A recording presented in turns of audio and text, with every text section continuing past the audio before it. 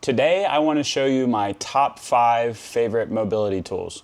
Now these tools are going to vary depending on the body part, the person, the intensity of what I'm looking to accomplish, and a few other factors.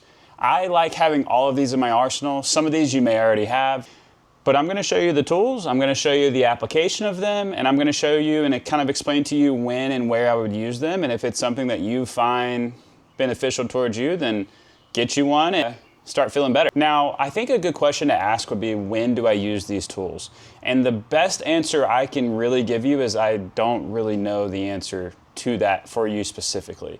However, if you're dealing with tight muscles, if you feel like you're stiff, you're restricted in different areas, these are just some tools that you can implement or use to help open up some stiff or tight areas.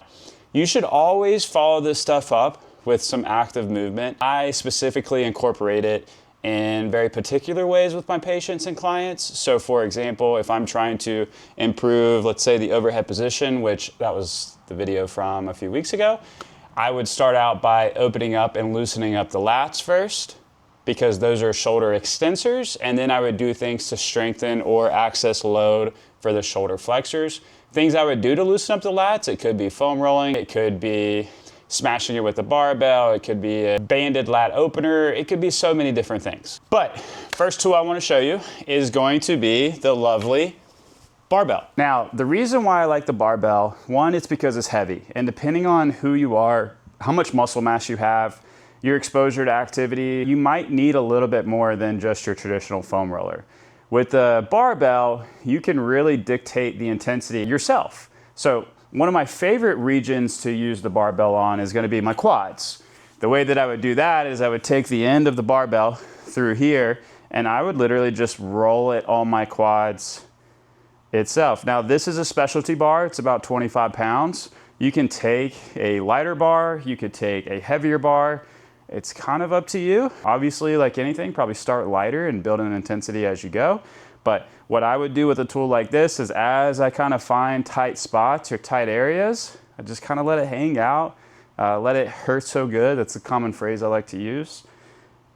And then I just spend more time rolling out my quads. There's a lot of other good usages for it too. You could use it on forearms, something like this. You could throw it on your biceps. If you have a lot of joint capsule restriction, particularly maybe in your elbow, you can kind of let it just sit in your elbow pit and or just roll it back and forth. You can smash your calves with it, although I have a few other ones that I like a little bit more than this, but I do like this with the ability to kind of cycle back and forth. Obviously, you're not using the load of the barbell as much as the distribution of the weight on top of it. But that's going to be my first tool, the barbell. Right, so the second tool is going to be this guy. This is the QL Claw from Back Muscle Solutions.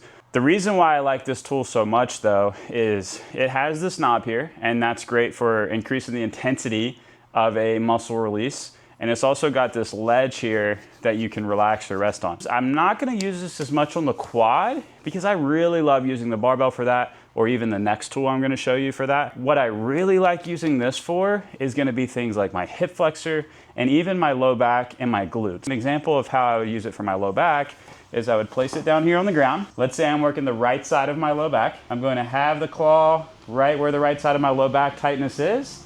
I'm going to start to lay back on it.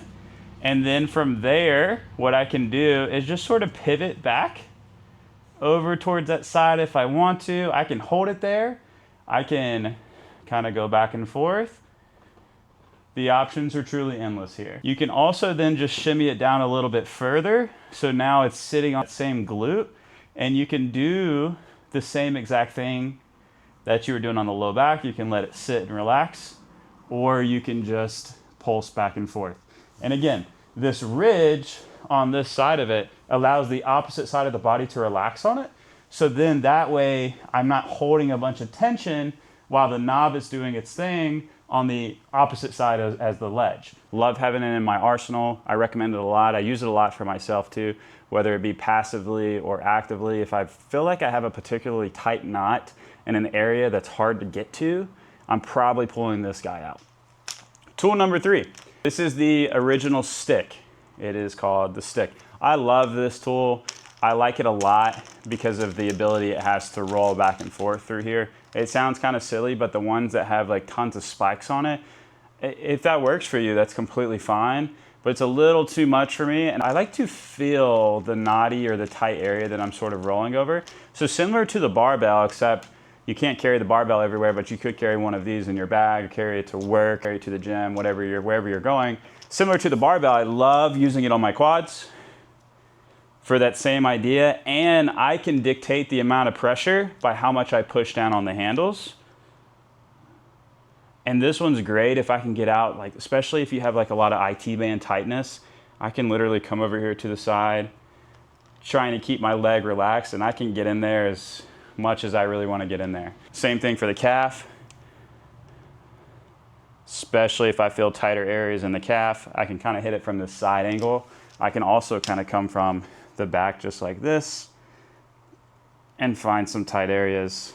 This is a tool that I think everyone should have in their bag. I have like 3 of these guys. When you're doing it to yourself, it's a lot easier to hit on your lower body. I'm hitting on my adductors, my groin area right now. Someone else is using it on you. The options are endless.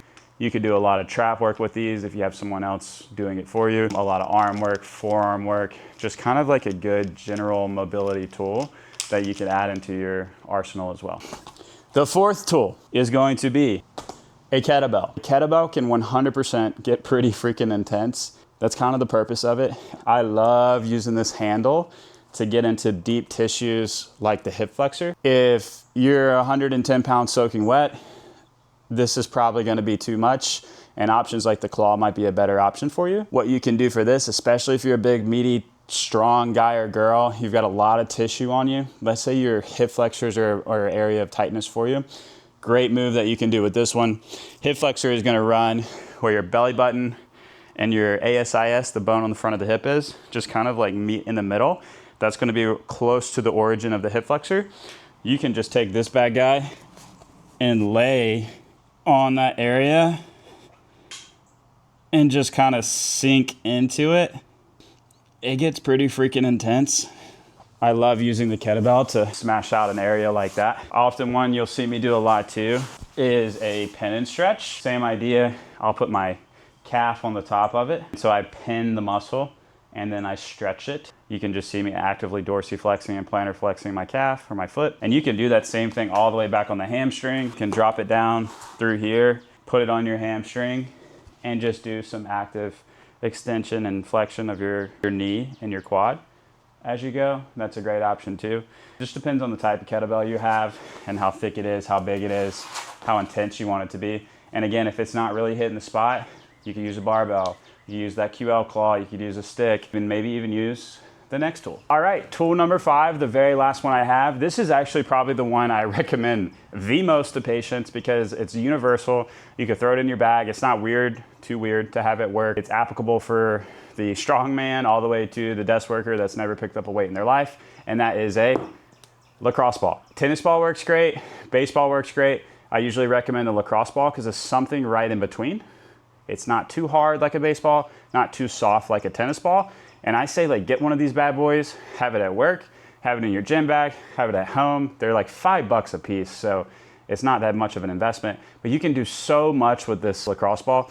For example, let's just say I'm sitting on the ground. I can take the lacrosse ball and I can put it in my glute and I can roll it around, can dictate the intensity of it.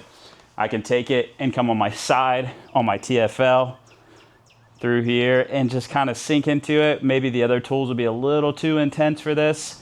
I can do the same thing with this all the way up at my pec. And probably the usage I get of this lacrosse ball the most is I'll have people take it, find any sort of corner, take that lacrosse ball, put it on it. Maybe if we've got some pec tightness we're trying to work through, get into that pec. You can take your arm, kind of move it around, reach behind your back, reach it overhead. A lot of options and opportunities for you to utilize the lacrosse ball in pretty much every single area of your body that could get pretty tight. Another popular one, put it between their shoulder blades. That's a common area of tightness. And then they can just kind of roll up and down, kind of like so. A lot of good options with this one as well. That's gonna do it. These are my top 5 mobility tools that I use and recommend all the time to patients. Again, it's gonna be dependent on what you need, what you're looking for, how much muscle mass you have, how tight your tissue is. My big rule with a lot of soft tissue work when you're doing it on yourself is if you find a tight spot, just hang out there, enjoy it, let it hurt so good. If you feel any numbness, nerve pain, radiating pain, okay, stop it. That should feel pretty obvious, but I still have to say it. And while these are great tools to have, you should always follow this stuff up with some active movements. I don't know what those particular active movements are for you, but it should be a part of your routine in one way or another. If you guys enjoyed this video, if you could, like, share, subscribe, helps the YouTube grow. Again, I've got a decent amount of followers on Instagram, decent amount on Facebook, and I'm like, let's grow this bad boy. This is an opportunity for me to talk a lot more about topics I enjoy talking about, things I talk about every day anyways. And it's just another opportunity for me to deliver free content for you guys. And if I can do that to help other people, that's what it's all about. Again, we're dropping videos every first and third Friday at 9 a.m. And we're also dropping blog posts every second and fourth Friday at 9 a.m. on our website. So if you guys want to keep seeing, reading, engaging in more content from me, your support with that is obviously very greatly appreciated. If there's a certain topic you guys want to see on any video, just drop it in the comments below or send me a message. I'll 100% talk about it. Again, I love nerding out about everything when it's related to this, anatomy, human movement. I'll see you guys in 2 weeks.